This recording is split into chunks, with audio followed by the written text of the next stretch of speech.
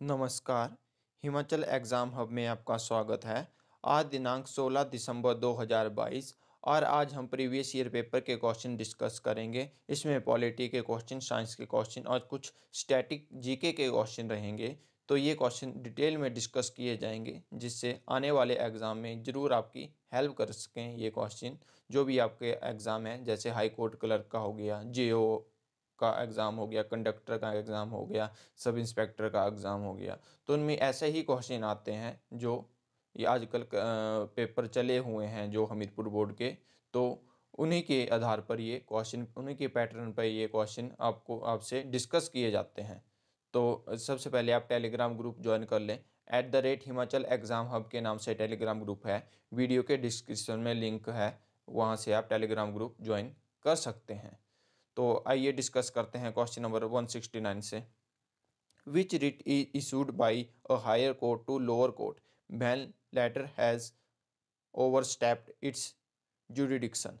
उच्च अदालत द्वारा निचली अदालत को कौन सी याचिका जारी की जाती है जब निचली अदालत अपने कार्यक्षेत्र का उल्लंघन करती है? तो यह जारी की जाती है आपकी प्रोहिबिशन।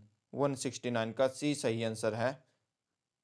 अगर हम बात करें, रिट की बात की जाए अगर, तो क्वेश्चन ये अराइज होता है पेपर में कि जो रिट है वो कौन से आर्टिकल में आती है। तो सुप्रीम कोर्ट जो रिट जारी करता है, ठीक है, वो संविधान के आर्टिकल 32 के तहत रिट जारी करता है सुप्रीम कोर्ट। और हाई कोर्ट जो रिट जारी करता है तो वो जारी करता है संविधान के आर्टिकल 226 के तहत।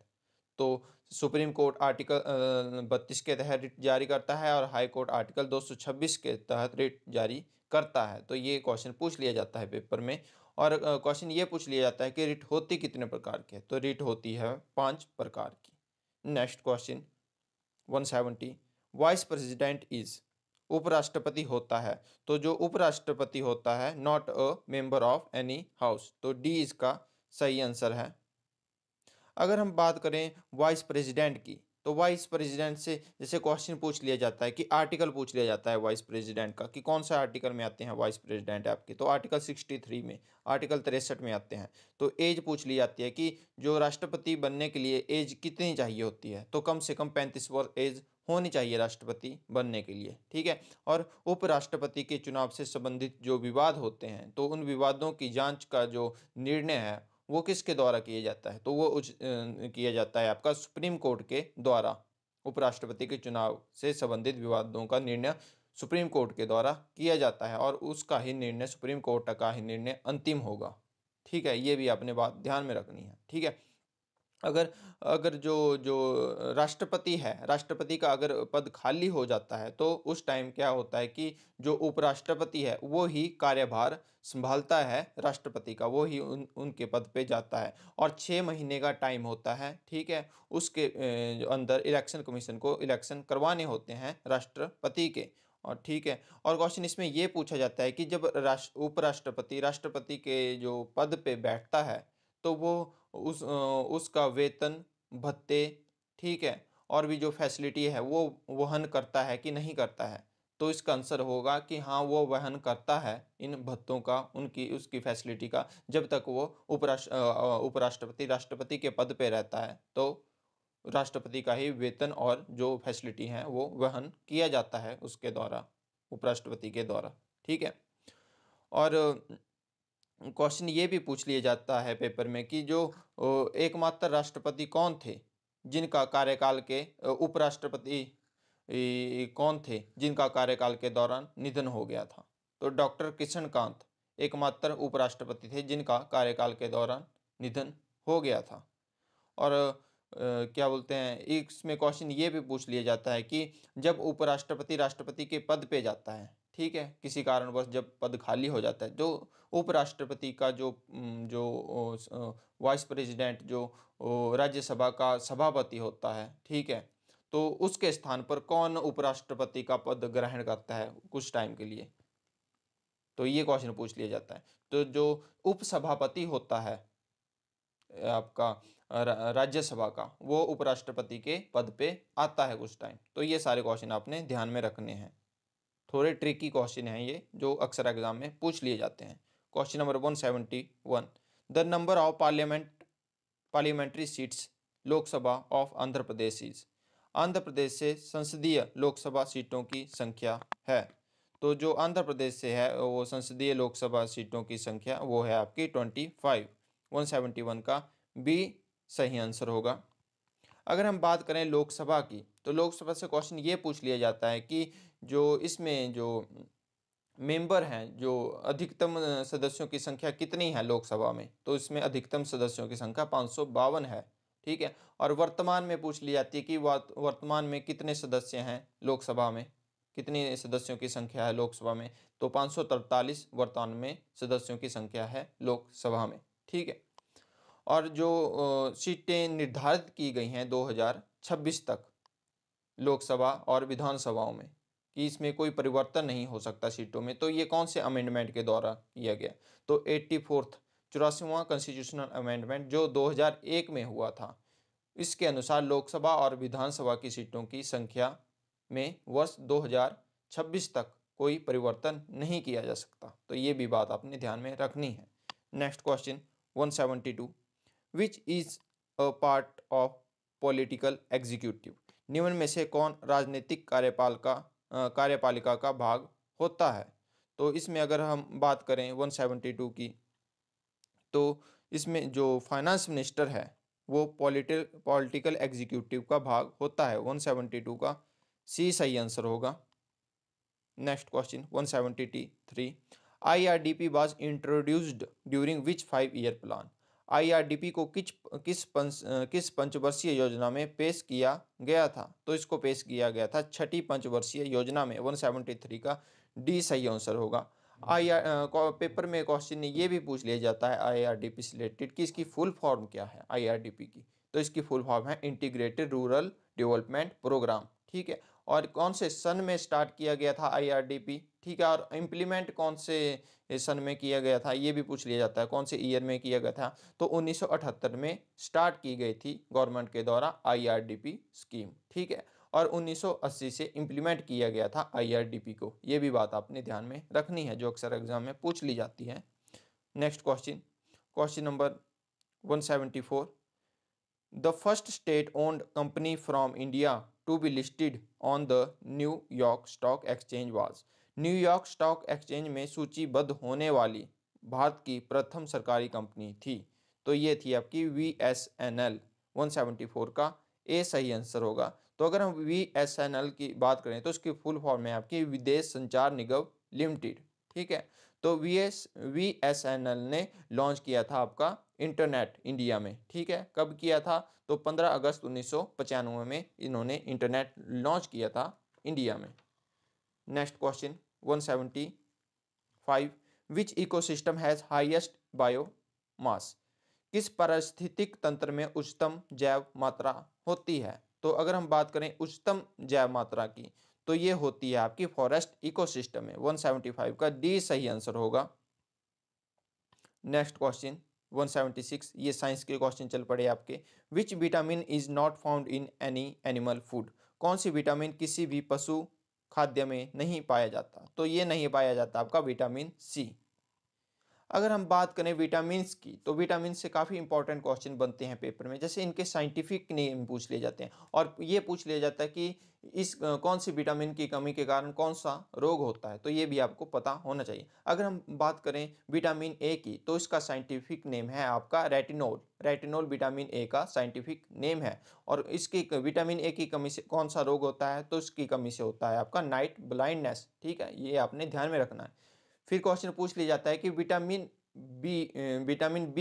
बी वन का साइंटिफिक नेम क्या है, तो विटामिन B1 का साइंटिफिक नेम है थायमीन।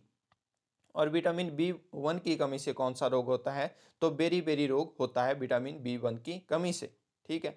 क्वेश्चन ये पूछ लिया जाता है कि विटामिन सी का साइंटिफिक नेम क्या है, तो विटामिन सी का साइंटिफिक नेम है एस्कॉर्बिक एसिड। और इसकी कमी से, विटामिन सी की कमी से आपका होता है स्कर्वे रोग। ठीक है, ये आपने ध्यान में रखना। विटामिन डी का साइंटिफिक नेम पूछ लिया जाता है, तो विटामिन डी का साइंटिफिक नेम है आपका कैल्सीफेरोल। और विटामिन जो डी की कमी होती है, इससे रिकेटस और ऑस्टियो मलेशिया रोग होता है विटामिन डी की कमी से, ठीक है। और विटामिन ई का साइंटिफिक नेम भी पूछ लिया जाता है पेपर में, तो टोकोफेरोल, टोकोफेरोल साइंटिफिक नेम है विटामिन ई का। तो ये सारी बातें आपने ध्यान में रखनी है जो अक्सर एग्जाम में पूछ ली जाती हैं। Next question 177, who invented the optical fibre, optical fibre की खोज किसने की? तो इसकी खोज की है आपकी सैमुअल कोहेन ने। 171 का ए सही आंसर होगा। अगर हम बात करें ऑप्टिकल फाइबर की, तो क्वेश्चन ये पेपर में पूछ लिया जाता है कि वो ऑप्टिकल फाइबर कौन से प्रिंसिपल पर काम करता है, कौन से प्रिंसिपल पर वर्क करता है? तो ये वर्क करता है आपका टोटल इंटरनल रिफ्लेक्शन पे, ठीक है। ठीक, और क्वेश्चन ये पूछ लिया जाता है कि ऑप्टिकल जो फाइबर है इसका यूज़ कहाँ कहाँ किया जाता है? तो इंटरनेट, टेलीविज़न, टेलीफोन्स, टेलीकम्युनिकेशन में यूज़ किया जाता है ऑप्टिकल फाइबर का, ठीक है।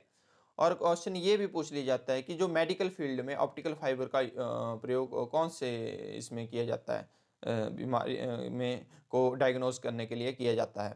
तो एंडोस्कोपी, एंडोस्कोपी में यूज़ किया जाता है ऑप्टिकल फाइबर का, बॉडी की अंदर की जो इमेज लेने के लिए किया जाता है।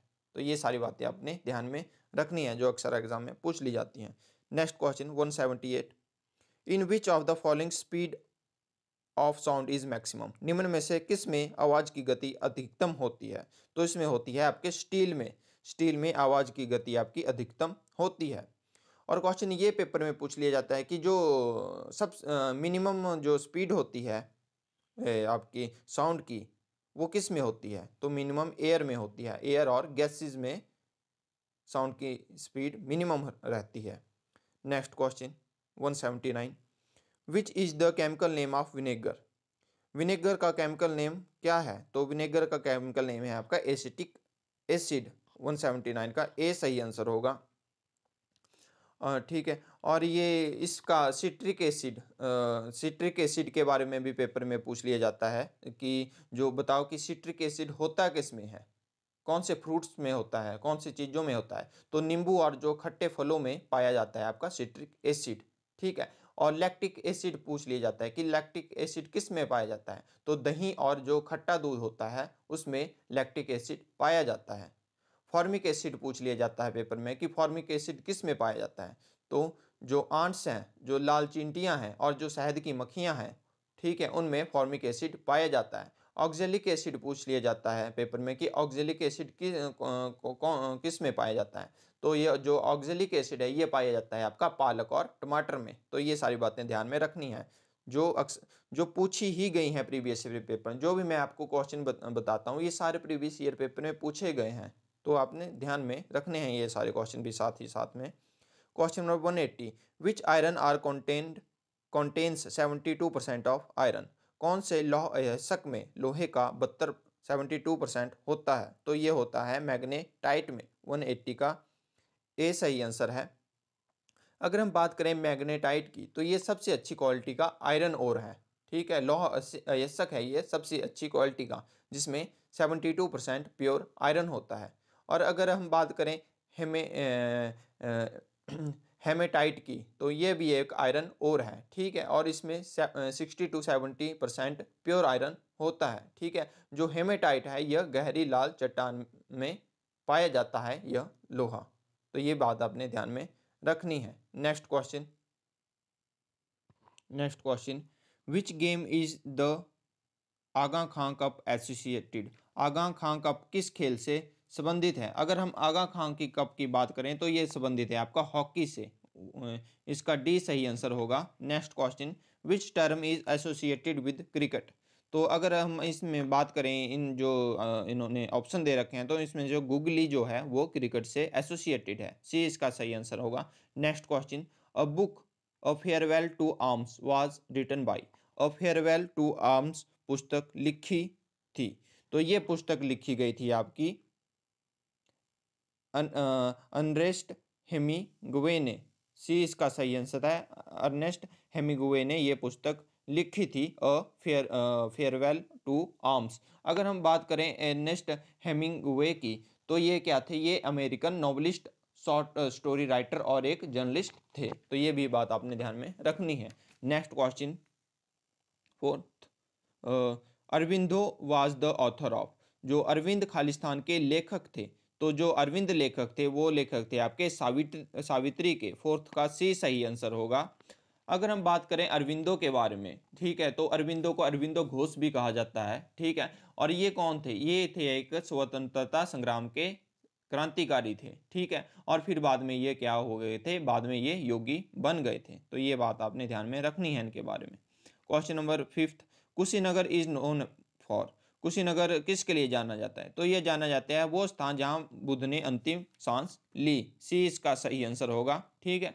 अगर हम बात करें गौतम बुद्ध के बारे में, तो इनका जन्म हुआ था आपका लुम्बिनी नेपाल में, ठीक है। कौन से सन में हुआ था? तो 563 ईसा पूर्व इनका जन्म हुआ था लुम्बिनी नेपाल में। और बचपन का नाम पूछ लिया जाता है इनका कि बचपन का नाम क्या था? तो सिद्धार्थ इनके बचपन का नाम था। पिता का नाम सुधोधन था, माता का नाम महामाया था, ठीक है। और मासी जो प्रजापति गौतमी थी, इन्होंने इनका पालन पोषण किया था, क्योंकि इनकी माँ की मृत्यु हो गई थी इनको जन्म देते टाइम ही, ठीक है। तो ये सारी बातें आपने ध्यान में रखनी है जो अक्सर एग्जाम में पूछ ली जाते हैं। एग्जाम में ये भी पूछ लिया जाता है कि बौद्ध धर्म के धर्म में जो धम है शब्द, तो उसका अर्थ क्या है? तो उसका अर्थ है बुद्ध की शिक्षाएं। तो ये बात भी आपने ध्यान में रखनी है। नेक्स्ट क्वेश्चन, हुज समाधि इन दिल्ली इज कॉल्ड विजय घाट। दिल्ली में किसकी समाधि विजय घाट कहलाती है? तो ये कहलाती है आपकी लाल बहादुर शास्त्री जी की समाधि। डी इसका सही आंसर है। और एक फेमस जो स्लोगन है, एक नारा दिया था लाल बहादुर शास्त्री ने जब इंडिया और जो पाकिस्तान की वॉर हुई थी, तो उस टाइम नारा दिया था इन्होंने, जय जवान और जय किसान का नारा। तो ये भी आपने ध्यान में रखना है। Next question, which of the following is the first Sanskrit film produced in India. निम्न में से कौन सी भारत में निर्मित प्रथम संस्कृत फिल्म है? तो ये है आपकी आदि शंकराचार्य। तो 7th का बी सही आंसर होगा। Next question 8th, who was the first lady governor of Indian state. किसी भारतीय राज्य की प्रथम महिला राज्यपाल कौन थी? तो ये थी आपकी सरोजनी नायडू। 8 का बी सही आंसर होगा। अगर हम बात करें सरोजनी नायडू की, तो ये कौन से प्रदेश की गवर्नर रही हैं पहली? तो ये उत्तर प्रदेश की पहली महिला गवर्नर रही हैं। ये क्वेश्चन भी पेपर में पूछ लिया जाता है, स्टेट का नाम भी, ठीक है। और इनको किन और किस नाम से जाना जाता है सरोजनी नायडू को? तो भारत की कोकिला के नाम से जाना जाता है सरोजनी नायडू को। ये बात भी अपने ध्यान में रखनी है। 9th question, the first nuclear explosion in India took place at. Bharat में प्रथम नाभिकीय विस्फोट किया गया था, तो यह किया गया था आपका पोखरण में। सी इसका सही आंसर है। अगर हम बात करें पोखरण की, तो क्वेश्चन ये पूछ लिया जाता है कि पोखरण जो किया गया था एक्सप्लोजन, न्यूक्लियर एक्सप्लोजन, इसका नाम क्या था? तो स्माइलिंग बुद्धा इस कोड का नाम था, ठीक है। और ये पोखरण है कहाँ पे? तो राजस्थान में है। तो और ये किया कब गया था न्यूक्लियर एक्सप्लोजन? तो ये किया गया था मई 18 1974 में, ठीक है। तो ये बात भी अपने ध्यान में रखनी है। Next question 10th, the first successful expedition to Mount Everest was made in. Mount Everest पर सफलतापूर्वक प्रथम बार चढ़ाई खालिस्तान में की गई थी। तो ये की गई थी 1953 में। ए इसका सही आंसर होगा। अगर हम बात करें कि फर्स्ट चढ़ाई किसने की माउंट एवरेस्ट पे, तो ये की गई थी आपकी तेंजिंग नॉर्गे के द्वारा, जो नेपाली पर्वतारोही थे, ठीक है। और इनके साथ थे एडमंड हिलेरी, ये न्यूजीलैंड के थे। तो ये बात आपने ध्यान में रखनी है। Hiroshima day is observed on. Hiroshima दिवस कब मनाया जाता है? तो ये मनाया जाता है आपका 6 अगस्त को। सी इसका सही आंसर होगा। ये थे आज क्वेश्चन, जिसमें पॉलिटी के क्वेश्चन हमने डिस्कस किए, साइंस के क्वेश्चन डिस्कस किए, कुछ स्टैटिक जीके के क्वेश्चन डिस्कस किए गए आपके साथ, जो अक्सर एग्जाम में पूछे जाते हैं ऐसे क्वेश्चन। अगर आपको वीडियो पसंद आई हो तो वीडियो को लाइक और चैनल को सब्सक्राइब जरूर करें। धन्यवाद।